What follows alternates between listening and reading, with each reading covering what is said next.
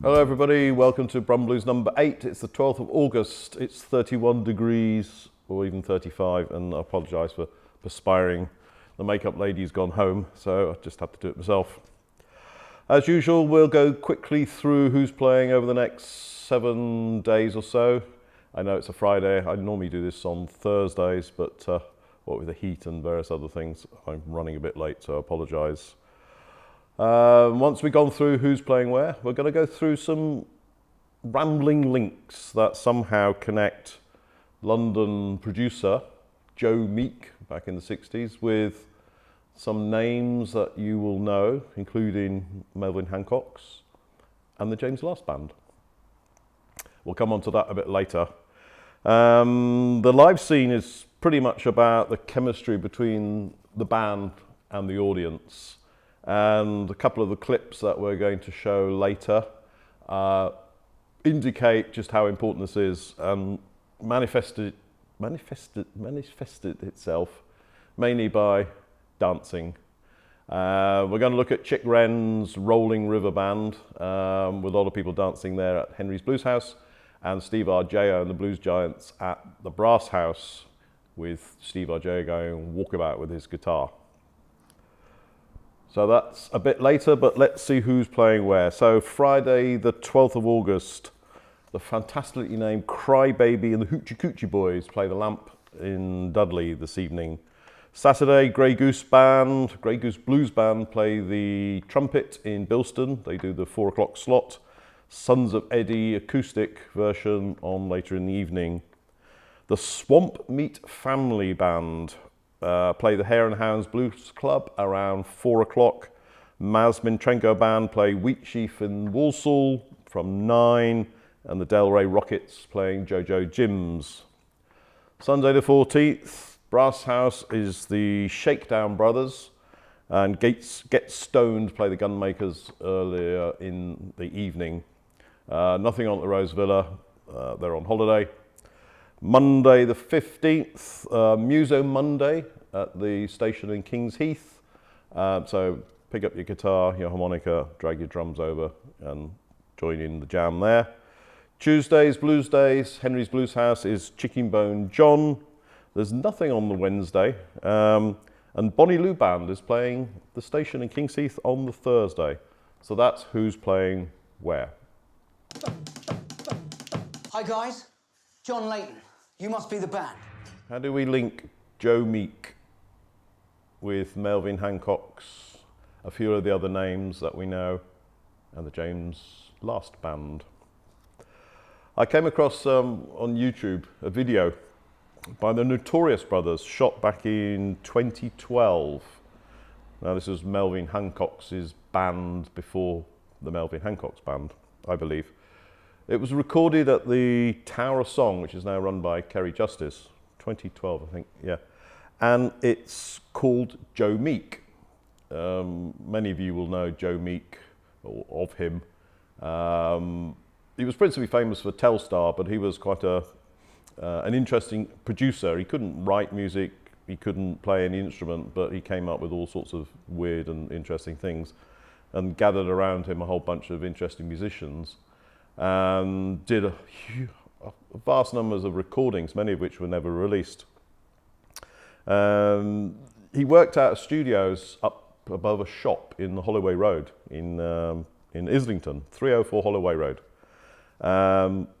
There's an interesting film about him called Telstar, the Joe Meek story. It's sort of black comedy, but it's very interesting to watch and very amusing and quite charming.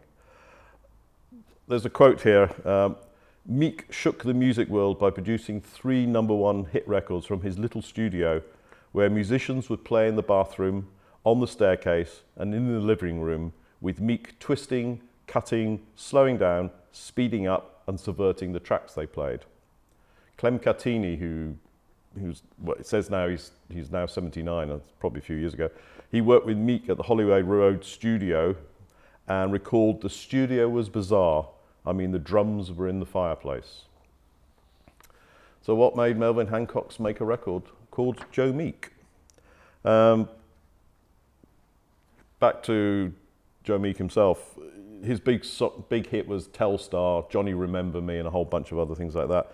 But he also worked with the likes of David Bowie, Gene Vincent, Denny Lane, Moody Blues, and Mitch Mitchell, who we'll come back to in a minute, and Screaming Lord Sutch, who stood as an MP for Stratford-upon-Avon many years ago. It's a shame he didn't get in.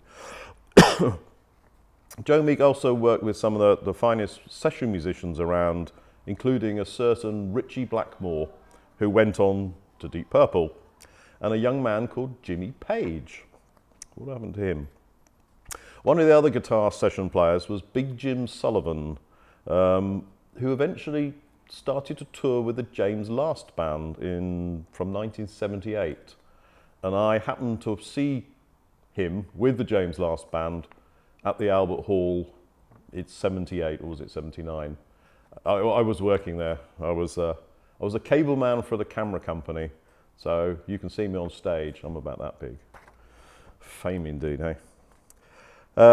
Jimmy Page, of course, moved away from session playing, went into the Yardbirds, and then finally met up with Robert Plant and his mate John Bonham to form Led Zeppelin. And after the breakup of Led Zeppelin, Plant formed the Honey Drippers in 1981, the first lineup of which included Ricky Cool on harmonica, of course. But the lineup had changed drastically by '84, by which time Jimmy Page had rejoined Robert Plant, but the lineup also now included Jeff Beck and Nile Rodgers. Melvin was part of, he may have started it, I'm not sure, correct me if I'm wrong here, Vincent Flatt's Final Drive. The band is still gigging and incredibly popular. The lineup's changed a bit. Martin Curley, the bass player, played with Trevor Burton Band, which of course also included Maz Mintrenko. I'm not sure it's at the same time, and Maz Mintrenko still is pushing the Trevorless Burton Band, which was on, they played only last week, since Trevor Burton stopped playing due to illness. On bass in the early days with Melvin in Vincent Flats was John Hill, who happened to be in one of the various Band of Joy incarnations, which was led by Robert Plant prior to Led Zeppelin. This was back in 1968. Trying to complete a somewhat vague and rambling link, which I do admit, Mitch Mitchell also recorded tapes at Joe Meek's studios back in the mid-60s. And of course, eventually teamed up with Jimi Hendrix and Noel Redding, whom you may recall from Brum Blues 3. Noel Redding shared a flat with Trevor Burton in London.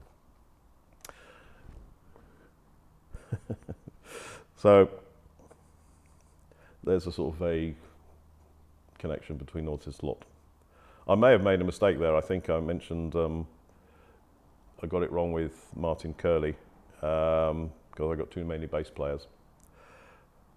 Melvin's Joe Meek song, which was released on an EP, is also on a 2010 album by the Notorious Brothers, and it's on Spotify, and it's on an album called Lysergic Visions.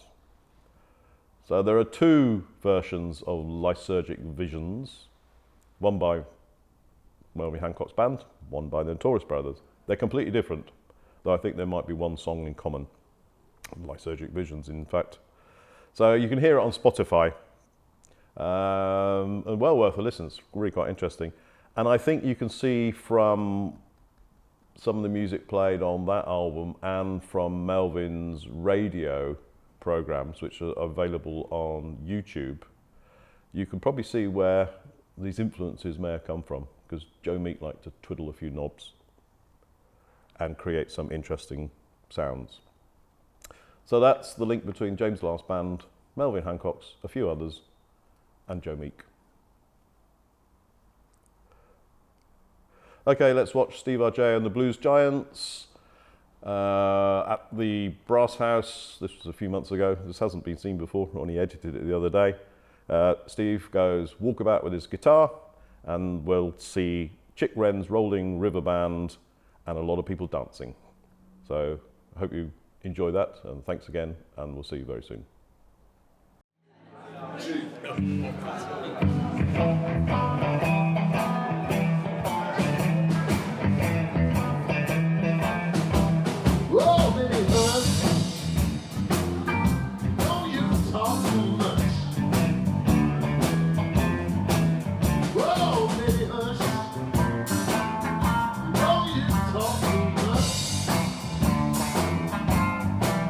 Well, just listen to that conversation. Just remember to separate.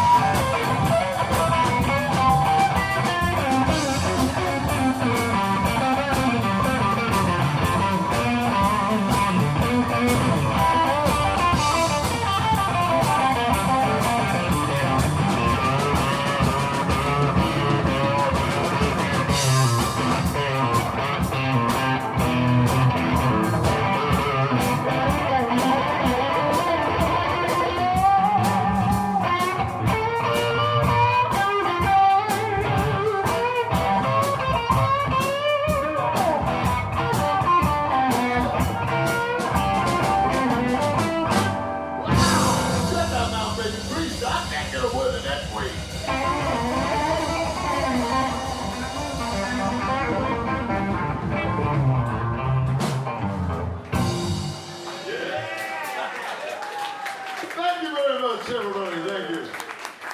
Talking Woman Blues. Thank you. Well, did you ever? Well, did you ever? Well, did you ever? Well, did you ever wake up with them bullfrogs on your mind?